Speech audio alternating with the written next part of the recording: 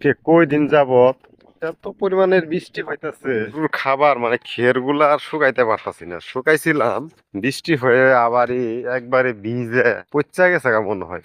শুধু আমার না, অনেক লোকেরই খের নষ্ট হয়ে গেছে গা। কবে যে আবার রোদ উঠবো, কবে আবার মানে খের গুলা শুকাইতে পারবো, একটু পাল্লা দিতে পারবো। ভাবতেছিলাম যে হয়তো ঈদের আগে খেরটা পাল্লা দিয়ে শেষ করবো।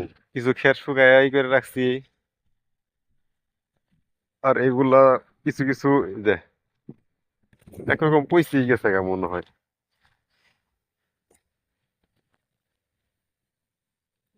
পইসে গেছে গা মনে হয়, এগুলা গরু খাবোই না। কি হবে একবারে, মানে কয়টা দিন ধরে রোদ নাই, খালি বৃষ্টি। কারণ বৃষ্টির মধ্যে তো এইগুলা থাকবো না। এগুলো যদি শুকায় পাল্লা দিতে পারতাম তাহলে হয়তো থাকতো।